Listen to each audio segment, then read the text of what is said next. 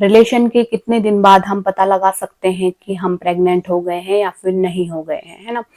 तो देखिए, रिलेशन अगर आपका ओव्यूलेशन टाइम पे बना होगा तो यहाँ पे 10-12 दिन के बाद आपको इम्प्लांटेशन ब्लीडिंग हो सकती है, और ये हर महिला को हो ऐसा जरूरी नहीं है, किसी को होती है किसी को नहीं होती है ना।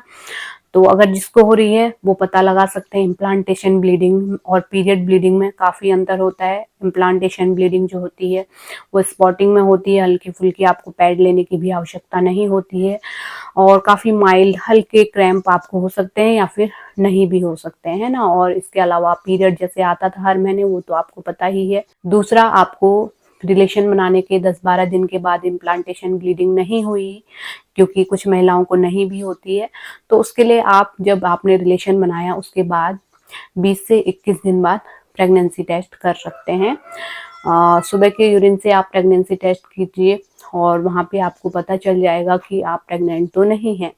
कई बार हल्की लाइन आती है टी वाले सेक्शन पे, तो आप दोबारा रिपीट कर सकती हैं 1-2 दिन बाद, और मॉर्निंग के यूरिन से कर सकती हैं शुरुआती टाइम पे, जिससे आप कंफर्म हो जाएंगी आप प्रेग्नेंट तो नहीं हैं। तो इस तरीके से आप कंफर्म हो सकती हैं रिलेशन बनाने के बाद आप प्रेग्नेंट हुई हैं या फिर नहीं हुई हैं, जल्द से जल्द, है ना। कई बार आप लोगों के सवाल आते हैं कि जल्द से जल्द हम कितने समय में पता लगा सकते हैं।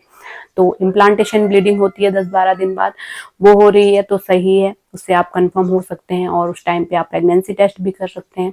हल्की लाइन आ रही है तो दोबारा रिपीट कीजिए, है ना।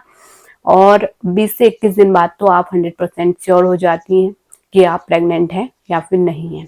तो इसलिए प्रेगनेंसी टेस्ट सबसे सही रहता है, ज़रूर कीजिए, और उससे आपको समय रहते पता चल जाता है प्रेगनेंसी हुई है या फिर नहीं हुई है।